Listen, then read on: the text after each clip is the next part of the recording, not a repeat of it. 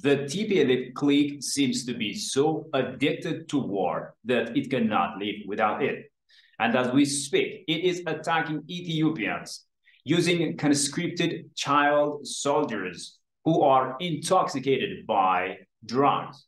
What is really ironical here is instead of strongly denouncing this act of brutality, some are even egging this terrorist group on and on. Attorney at law and political science lecturer at California State University, Professor Alamayo Mariam, aka Mariam, is my guest today, ladies and gentlemen. Do stay with us. Professor, it's really good to see you. I'm so glad to have you on my show. Well, thank you. It's my pleasure to be here. It's been a while. I think the last time was in January or thereabouts. Yeah. But I'm happy to be here. Yes. Hope to be back again, whenever. Absolutely. Thank you, sir. So let's just get right into it and ask you this question. As you have been following new developments unfolding in Ethiopia, reports indicate that the UN Secretary General Antonio Guterres spoke with the TPLF leaders for a short while, quote unquote, short while. So what are some of the things that you made out of such collusion with the terrorist group? Well, it's rather interesting for a variety of reasons. First, it was, from what I've been able to gather, it was leaked through an email. So I'm not really sure why they had to go through that kind of skullduggery. So the fact that it was leaked, that's the description that was attached to it, suggests to me that there's perhaps something sinister going on there. But there are many interesting questions, at least when I look at it from the legal perspective, or at least as a lawyer. And that is the first and foremost thing is that why have such an ex parte secret covert contact with the leader of a terrorist group? Ex parte, by that I mean just one side. I mean, there are two sides to the conflict, and the Secretary General chose to deal secretly, obviously, with only one party. But the whole term of short while raises a number of questions in my mind. The first one, of course, is who initiated the call? That would make a big difference. If the terrorist leader initiated it, then it would be, I mean, we could speculate, we can make some inferences about why he might have called. Maybe he wanted to raise the white flag. Maybe he wants to surrender. I don't know. But if that's the case, perhaps I'll be more charitable. The second question I have in mind is that regardless of who called, why was the call made? What's the underlying reason? You know, beyond the fact that they just wanted to have a chit chat. So there must have been some reason that kind of impelled the call to occur. And the third question I have is who made when was the call made? Was it made when the terrorist forces were attacking Amhara region and so on? Was it before that? We don't know. It was all through a leaked email. I mean, depending upon when it occurred, it wouldn't make a big difference. Perhaps he was trying to get the Secretary General's approval. Or maybe he, depending again who initiated the call. So there are a lot of questions that can be ferreted out from that. The other question I have is how long did this short while discussion take place? Was it 1 minute, 10 minutes? You know, a short while could be subjectively defined. I mean, for me, 30 minutes is a short while. 20 minutes is a short while. We just don't know. Now, was this call made privately or part of public diplomacy? And if so, were minutes taken? Did somebody's, you know, the Secretary General's secretary, did he or she take notes? Because if it is public diplomacy, then that's going to be necessary because that is part of the official record. Now, if it is a private call, then I think it raises even other issues. The other question I have is what was discussed? What topics were discussed? And why was, why didn't the Secretary General become more forthcoming and say, well, we discussed the following topics. Maybe they discussed one or two topics or more. The other question is that if they discussed anything, which I assume they did, what was the outcome of that discussion? What happened as a result of the talk that they had for a short while? Did they say hello, goodbye? What was the outcome? Did they agree to talk further?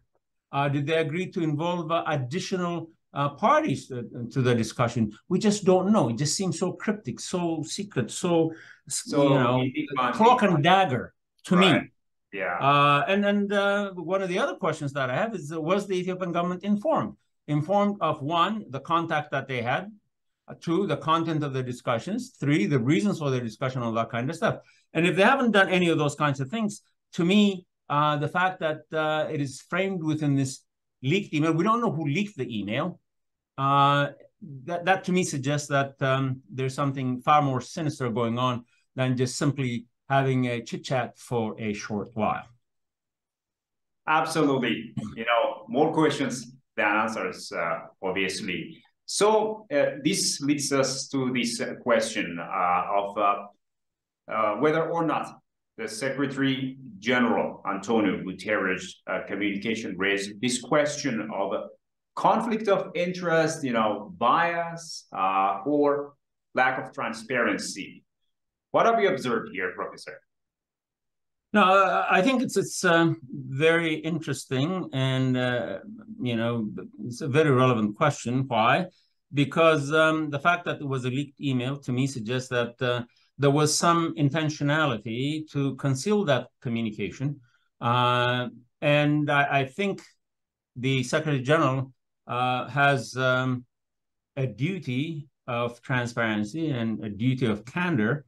Both to a member state. Again, don't forget here, we're talking about a terrorist organization and a member state, and he's giving obviously primacy and preference to a terrorist group, which is not even a member. And so having this kind of secret communication, to me, raises raises red flags, and it's kind of disturbing. Now, the other thing is that why didn't the Secretary General's office make an official statement? And this is significant. Why? Because it could shape the direction of the conflict. It could shape the attitude and responses and policies of the Ethiopian government. Was the Secretary General trying to put his thumb in favor of the terrorist TPLF and so on? Or alternatively, was the Secretary General trying to hide something?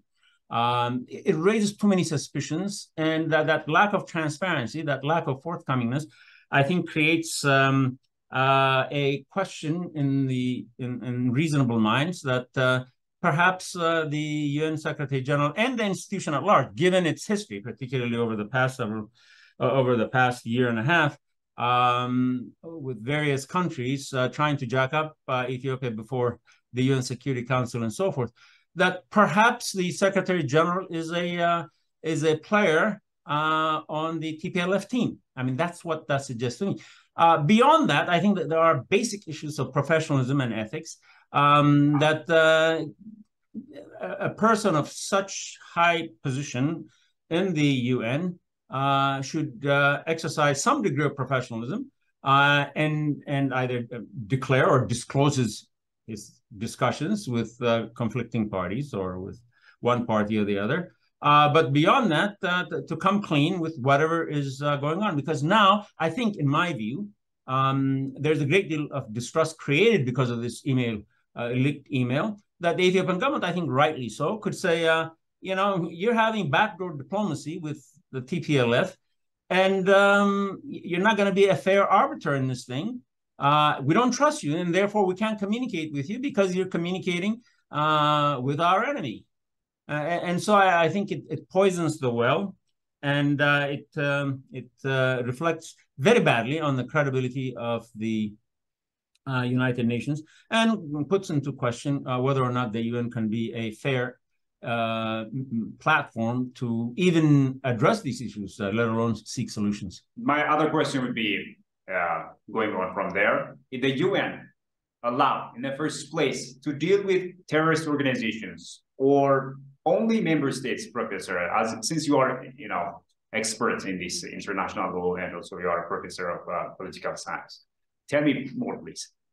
Well, here's the deal. The United Nations has declared, for at least over the past 2-3 decades, that the greatest threat to international peace and security is terrorism. So there's no question that terrorism is at the top of the UN agenda in terms of promoting international peace and security and so forth.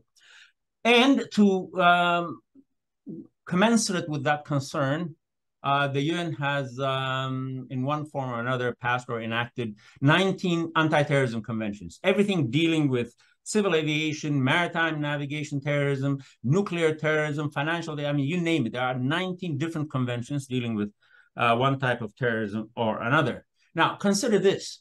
The TPLF is a certified terrorist organization. Now, how so? The Global Terrorism Database has classified the TPLF for many decades as a terrorist organization. And that database is readily available for anybody to inspect. Second, the terrorism analysis database, consortium, I think they call them, they have also classified the TPLF as a terrorist organization, at least for the past decade or so. The United States Homeland Security had classified the TPLF as a terrorist organization until about 2014, when an exemption was made. It was classified as a tier 3 terrorist organization and so on.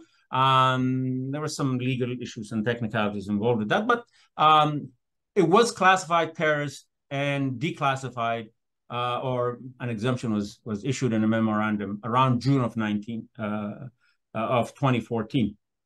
Then we have all of these reports from international human rights organizations and so on that have, in fact, documented very extensively and very amply the terrorist activities of the TPLF. But we don't need to even go through all that. We know of late the burglary and robbery that the TPLF has committed on USAID warehouses in Tigray, and also the looting of fuel trucks by the World Food Program. Typical terrorist activities, for which types of activities the U.S. has classified organizations like Boko Haram and Al-Shabaab as terrorists. So when you put it in this context, it's very perplexing to me why the UN Secretary General would deal ex parte on just with one side with such an infamous and notorious terrorist organization. So how does the UN Charter address UN involvement in the domestic affairs of member states, Prof? Well, the UN Charter, of course, deals only with member states. So it doesn't deal with terrorist organizations and so on. As I mentioned earlier, terrorism is the greatest threat to international peace and security, and therefore Article 2.7 of the UN Charter deals very specifically with the rights and prerogatives and privileges of member states, as well as the UN as an organization. This Article 2.7 prohibits the United Nations from getting involved or interfering in the domestic or internal matters, affairs of member states. Now, here, what the Secretary General seems to be doing, in my view, is backroom diplomacy to deal with an internal problem of Ethiopia. The TPLF-led terrorist war is essentially an internal problem of law enforcement. It's a problem of law enforcement and terrorism. And that would be both in terms of legal practice before the International International Court of Justice, as well as UN practice and international, that would be off limits for the Secretary General to get involved with.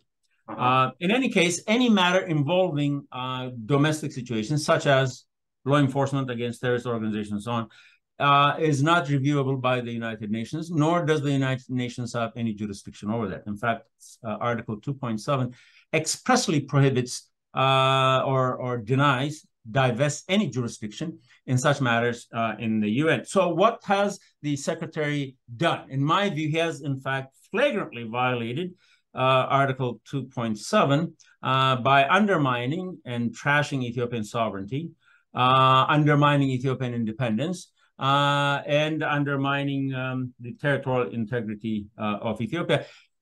The very things that the UN Charter and Article 2.7 was intended to secure. So this would be, if we were to use a metaphor, criminal behavior on the part of the Secretary General, in my view. All right. So going on from there, what is your general outlook on how the UN and others will be involved in the current conflict here in Ethiopia? Well, my view is perhaps a bit unorthodox. I believe, and this is my personal opinion, and I think I've proven that beyond a shadow of doubt, but again, your viewers can check my writings at almariam.com. I believe there's a master plan. I mean, this is not an isolated incident. This kind of backroom diplomacy, the US does it, the European Union does it. In fact, we have evidence that the US and other countries providing satellite intelligence support to the terrorists, TPLF, and so forth. So there's all kinds of backroom dealing going on with the terrorists. So that leads me to conclude that there is a master plan hatched by the US, the EU, the UN, Egypt, others, and perhaps even the WHO with Terror Ted, that's Terror Ted Adhanom, that there are, I think, master plan they have hashed to destabilize and dismember Ethiopia. Why? Well, in my view, there are a number of reasons for that. One, Ethiopia is now a rising power. The GERD is coming online. Ethiopia is beginning to look at her own resources and developing that. So that is obviously a threat to Ethiopia's enemies, both in the region and elsewhere. Then there's the geopolitical game with China. I think the US and Western Europe is intent on making Ethiopia the graveyard of China. And somehow they feel, I believe, if they defeat China and Ethiopia, then that would be kind of the Waterloo, as it were, of China. Then China would be defeated throughout Africa and so forth.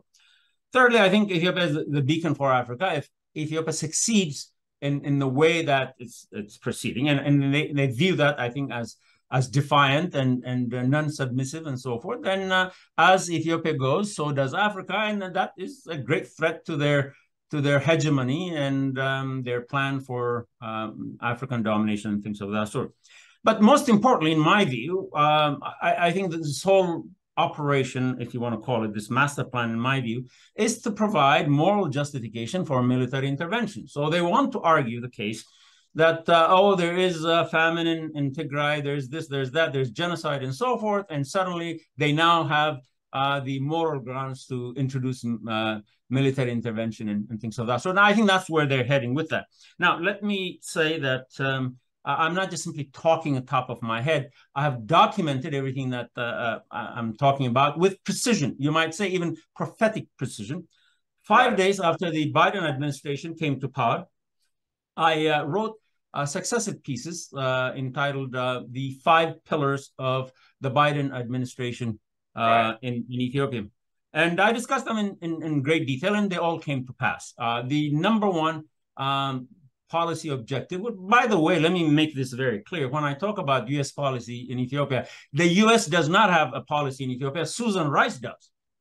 And for those who don't know Susan Rice, I call her the Princess of Darkness. She is the bosom body and the supporter and the master manipulator and whatever you want to call the power behind the throne, who is now driving U.S. policy in Ethiopia. So when I talk about U.S. policy in Ethiopia, what I'm talking about is what Susan Rice wants to do. Okay, Susan Rice in full control of what's going on. What I want to underscore here is that there is a master plan, and the elements of the master plan, the first part of it has to do with the restoration of the TPLF to power under any and all circumstances. The US, the EU, the UN, and so forth, they are hell-bent on making sure that the TPLF will return to power. Have no doubts about that, okay? And if you have any doubts, then you got to be a fool. So they have this plan. It might take them a year, it might take them, it might be death by 1,000 cuts, whatever it may be. This is their fundamental and unflagging and unwavering plan that they have. Number two, I think they have their geopolitical interest, and that part of that interest is to make Ethiopia an example, a lesson for China in Africa.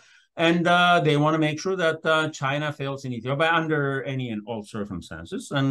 And that would provide them the springboard to launch a far larger operation to desinify, as it were, if there's such a word, to remove or to diminish Chinese influence throughout Africa.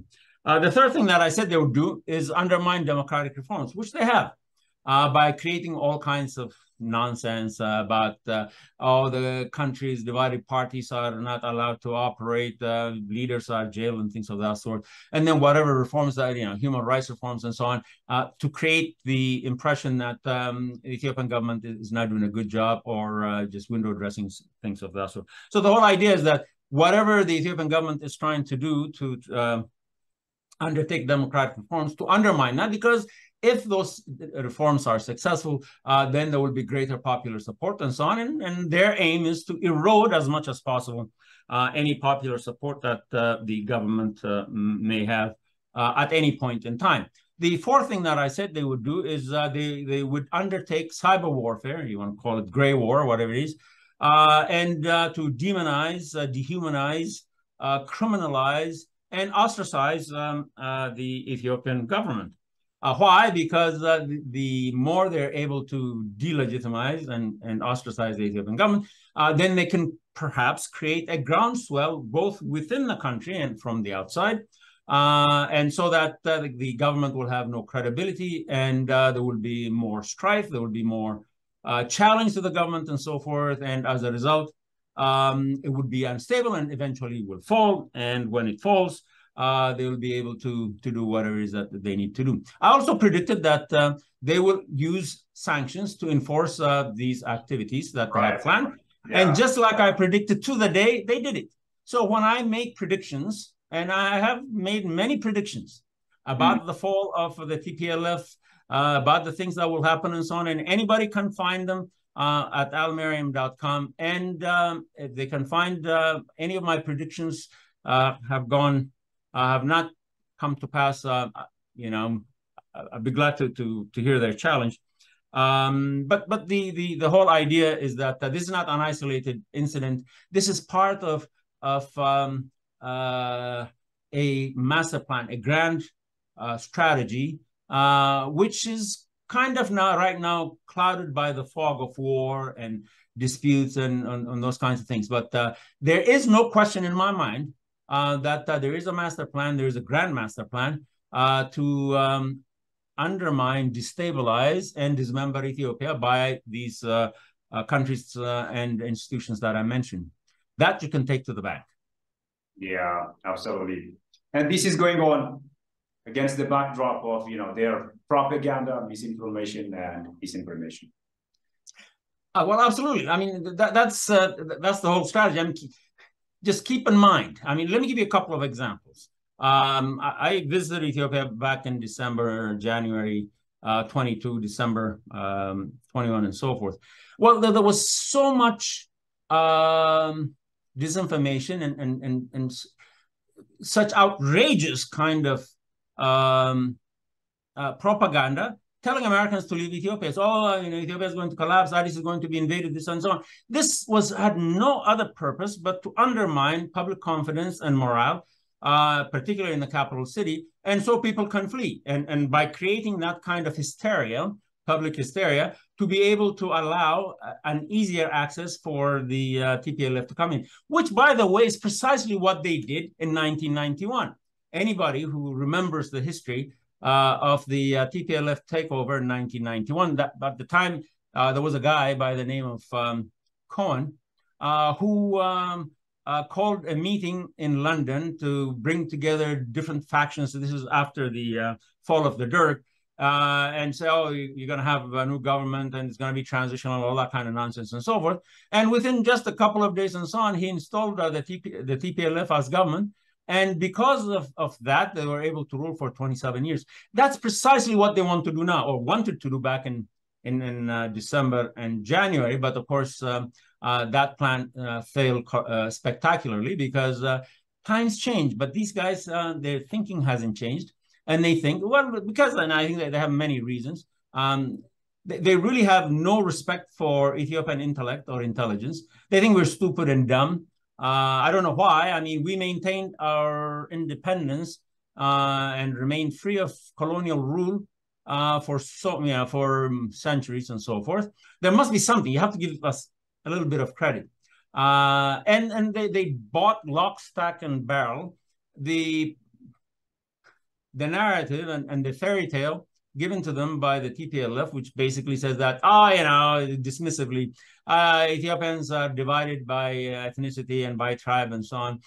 They'll fall apart and so on and so forth. They just could not understand that when it comes to Ethiopia, we may be like this, separated, but when a threat comes, when we know foreign enemy or a foreign enemy is using an internal proxy to attack us, we come like this. And that's what they saw. But still, they just, they have a hard time understanding that a country like Ethiopia or people like Ethiopia can stand on their own and say, no, hell no, we want to live out, they're not asking for anything. Leave us the hell alone is all they're saying. And they say, no, we will be the only ones who will determine your fate. We control your destiny. And that's the whole purpose of it. Absolutely. Professor, thank you so much. Thank you so much for your precious time, for making yourself available and giving us your wonderful ideas. Thank you. Well, my pleasure. And thank you very much. Well, dear viewers, we're going to leave it there. Thank you as well for having been with us. Bye-bye. Thank you.